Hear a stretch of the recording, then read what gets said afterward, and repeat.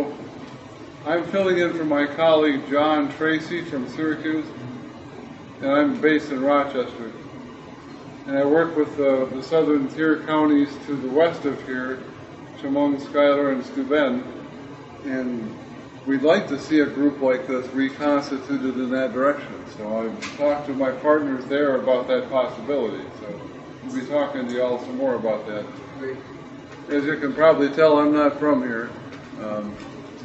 I'm from Minnesota originally. Went to Kansas for 15 years, and then came up here 6 years ago when the opportunity presented itself. So I've never been here before. So really nice. I really enjoy the southern tier. There's a lot of nice things to see, a lot of nice people. So hopefully you can get a lot of good things out of this and make some connections. That's really what it's about. This just synopsizes what my background is. I think the important thing here is that I was in business and actually did some of these things, so I can hopefully help my clients better by having that experience and resonate with them a little more. And I think that's what you'll see with some of the other people talking on the presentations.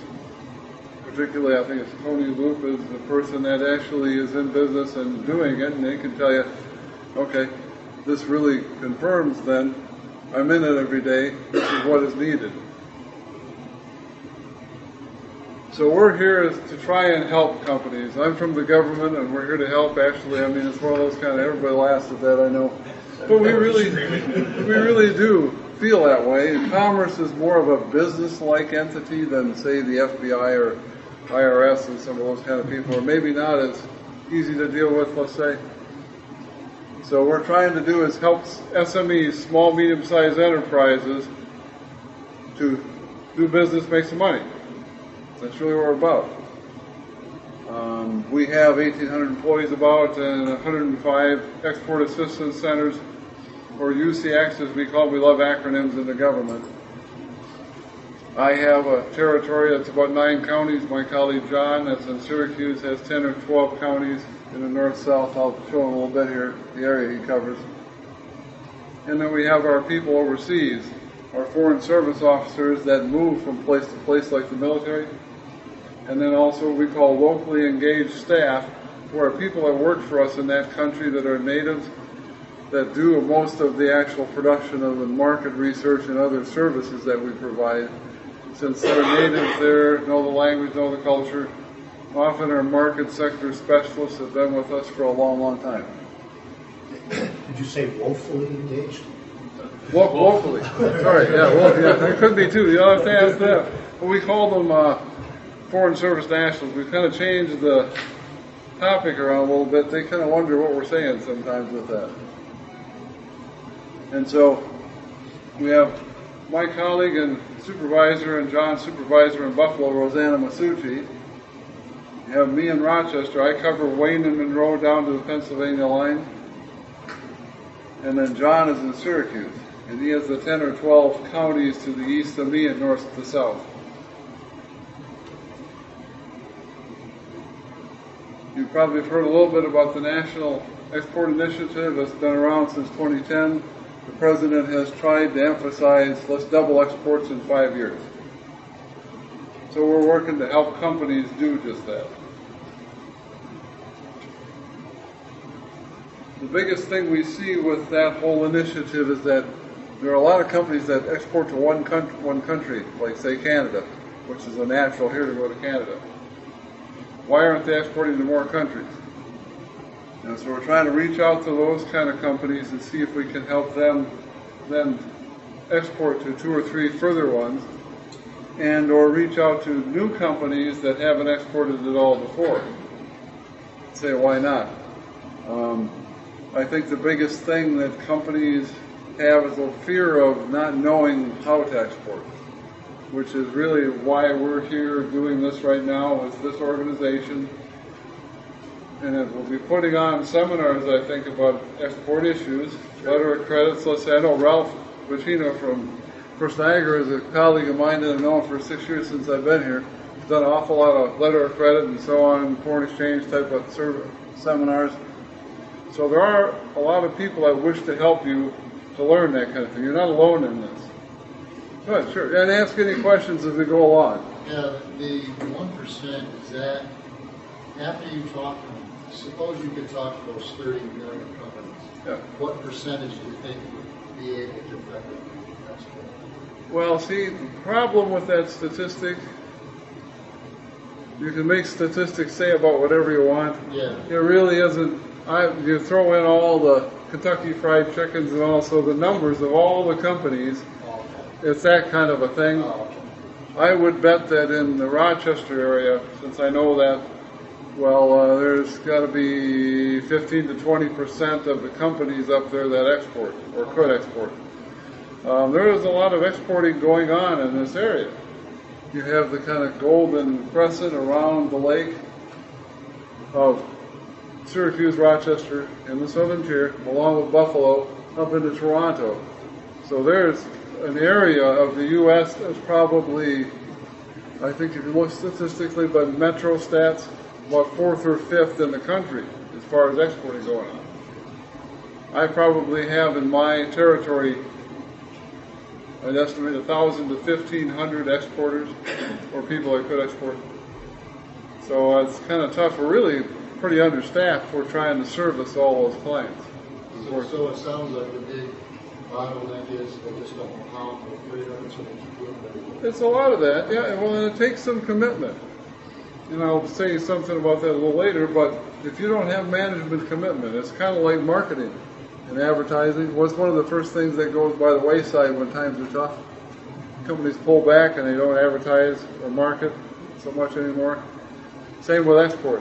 I know companies that have done just that in Kansas when I was working with a couple of firms that were in the power generation industry. One of the two, one stayed in the marketplace overseas and the other didn't. Then 3 years later or so, after times kind of got better again, then the other one tried to get back in. Well, how far behind the curve were they because of that? So they weren't nearly as successful as the people that stayed the course. If you don't have management backing for what you're doing, that's a problem. You as an international sales manager will have the legs cut out from you if management's not behind you. Usually I'd estimate from experience about a 5-year payback is what you're looking at. So there are some expenses involved. But the opportunities are there. You can expand your market so much more by going overseas. And sometimes it's well, do we want to go to Anglo-centric type of countries because it's a little easier to get in to sell into the UK or Canada as opposed to trying to sell right away to Taiwan or China or Thailand or someplace like that. But with the internet now, we see companies having their product easier to sell. In the old days, if you will, a few years ago, we would have said, if you're not successful domestically, it's not as likely you'll be successful going overseas. I know companies who do 65% of their sales that are export just because of the internet, how it lends itself to more easily contacting people.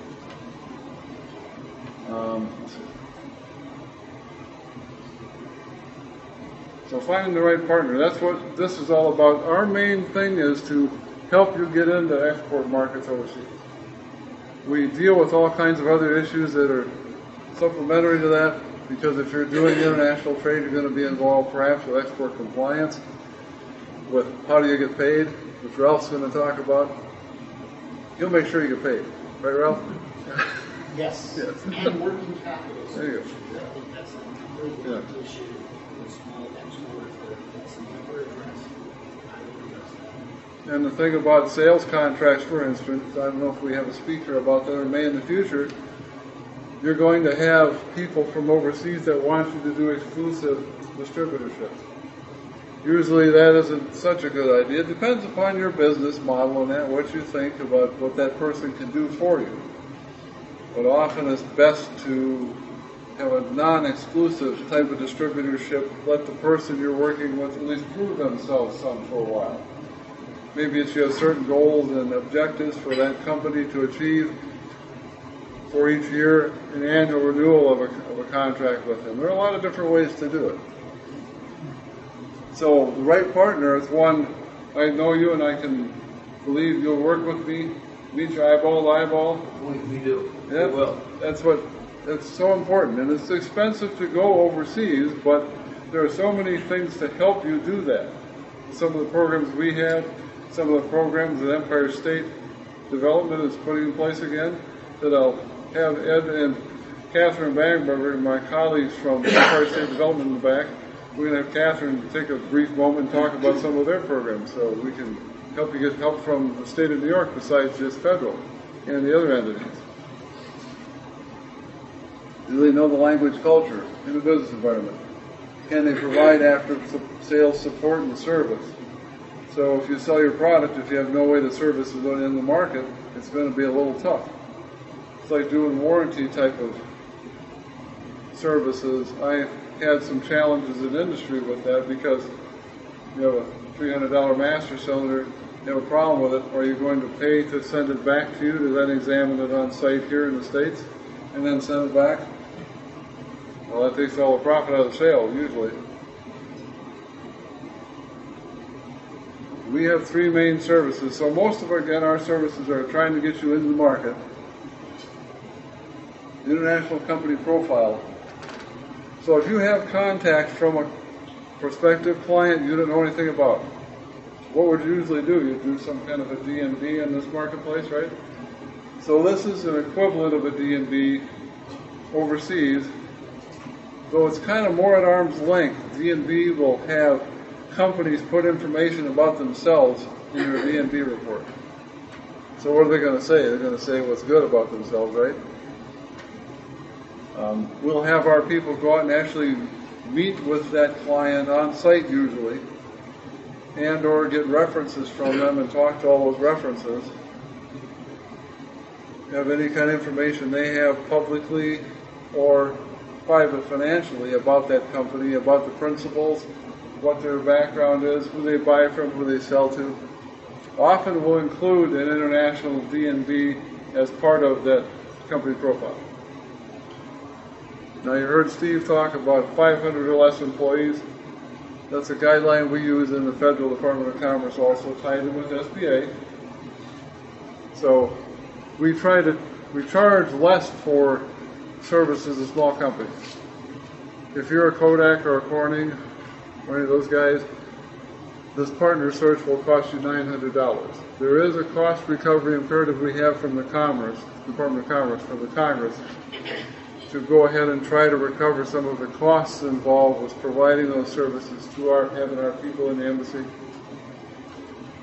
And this would cost a small company that's 500 employees or less $600. Usually it takes about 30 days from receipt of payment to provide the service. A lot of large companies I work use this to vet their distributor networks, for example. Works really well. Is that Yeah, go ahead. fee per company profile? If Yes. you request profiles on multiple companies, it's $600 a pop? Right. Now there are, and just so you're aware, there are other services out there. Full Face, Euler Hermes, there are private entities that provide some of these services also. Sometimes less expensive. It's a matter of looking at what value you're getting for what they're providing. So you should look at those also. Maybe it's something where you have an inquiry from a company.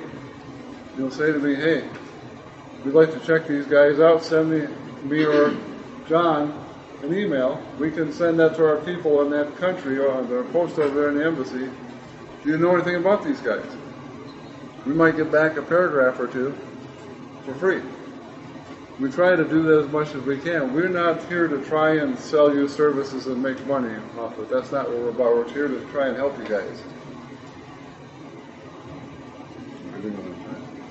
International partner search. I'll go on to the next, because Gold Key Service, International Partner Search are kind of the same thing in that we're trying to connect you with prospective distributors. Now this is kind of a manufacturing model, but it can be adapted to service type of companies. Partners, so they essentially finding partners.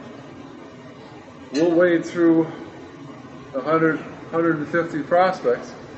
You give us some kind of an idea what you're looking for. We have about a 3-page survey that asks you what kind of things. You want someone who speaks English, services the product in the market, goes ahead and stocks some stuff on site in the country, and then we'll give you 4 to 6 prospects to come and actually meet with.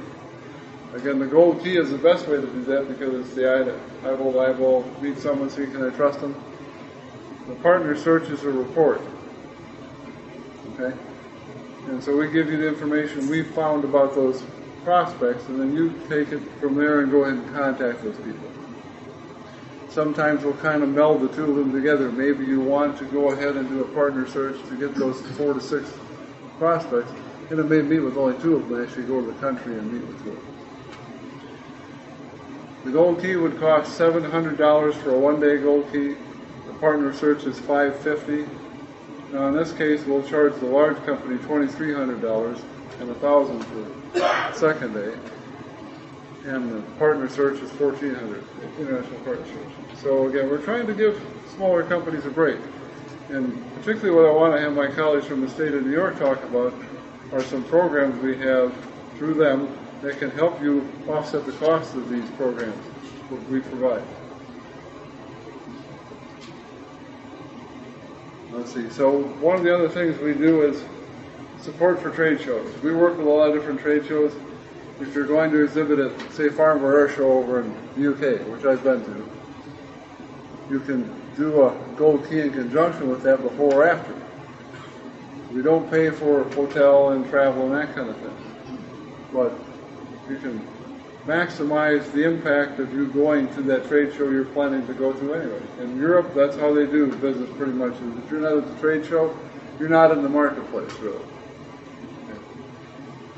So we're going to go ahead and give these slides out to everybody, right?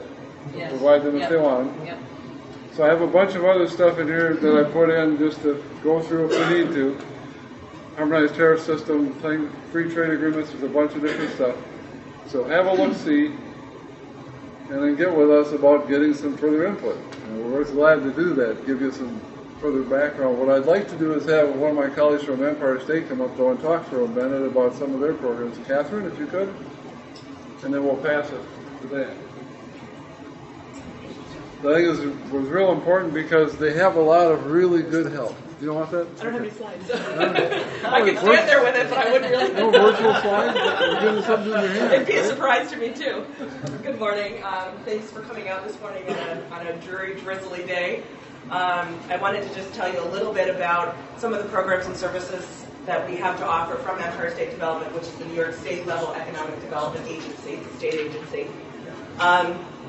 About 4 years ago, Governor Cuomo established 10 regional economic development councils working with the regional offices from Empire State Development and the academic institutions, not-for-profits, and business sectors to come together as a group and determine where the state should invest for economic development specific to each of those regions.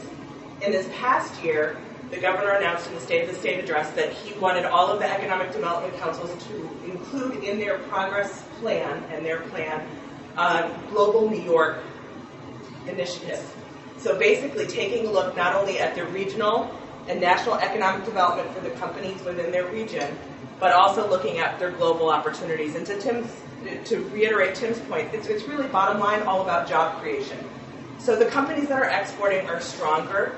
They're more diverse. They tend to be more innovative because they're not only dealing with a very specific customer base, but a very diverse customer base.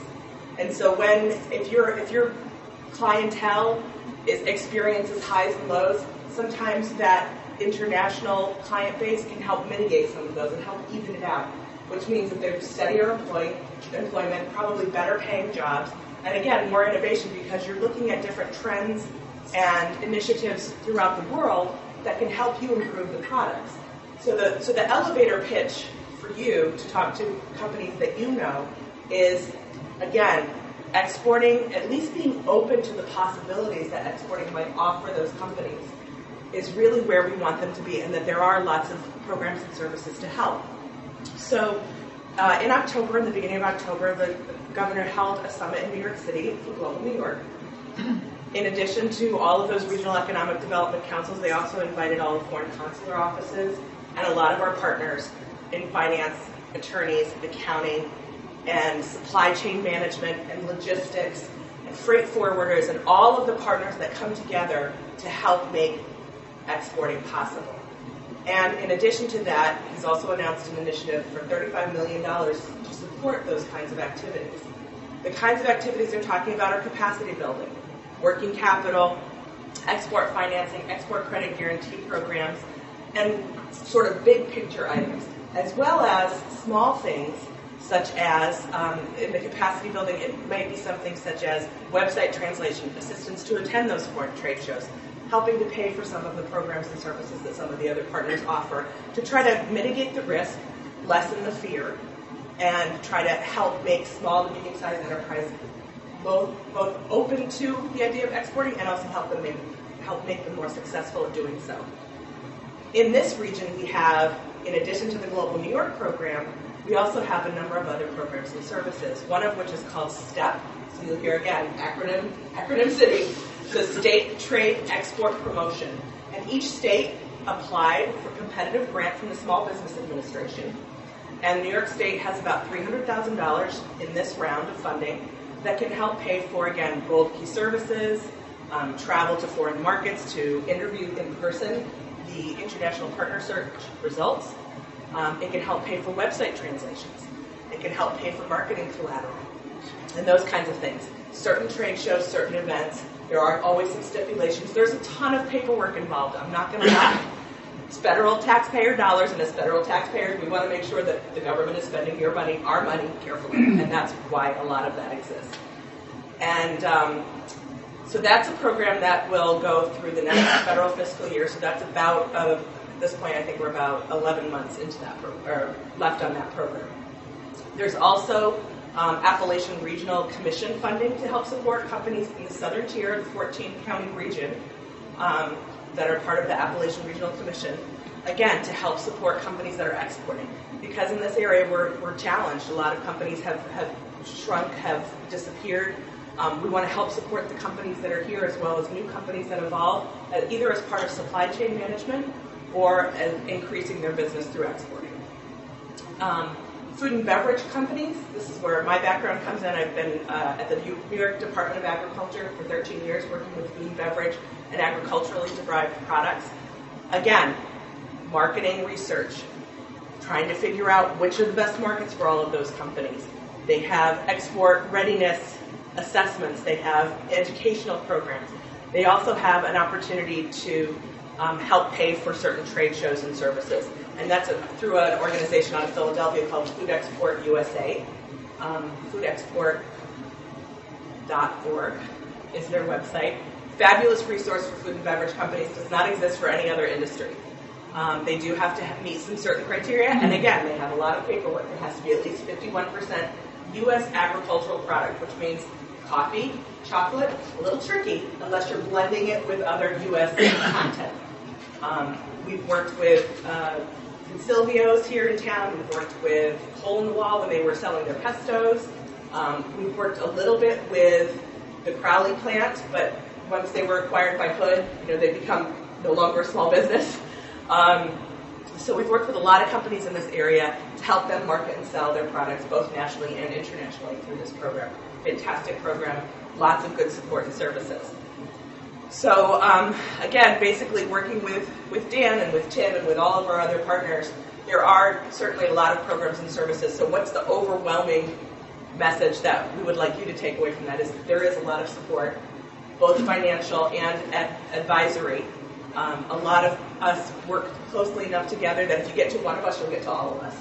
So when you're talking to the companies that you know about what their export opportunities might be, just any one of us can help connect them to all of those services that support them. What types of support that's offered or available, is that primarily in the form of loans or grants? It depends. The food export programs are reimbursed. Most of the programs are on a reimbursement basis, where if you meet the criteria, complete the paperwork, spend the funds, then you'll be reimbursed whatever percentage it is, whether it's in full or part. Then the export credit guarantees and things like that, there's all different kinds of financing. But for the most part, for marketing, market research, partner searches, and those kinds of things, those are on a reimbursement, either in full or in part. Did I miss anything? Oh, international offices.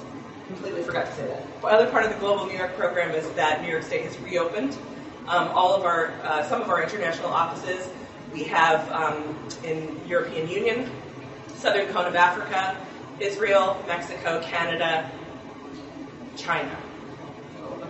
And they can do the similar kinds of things where they can do the market research for that product in that market, as well as recommend other potential partners within that market. Your question? You didn't mention South America or Central America. Currently, we do not have representation from New York State. However, our partners at the U.S. Department of Commerce do, and the Food Export does as well. Thank you very much. If you have any other questions, we'll be around.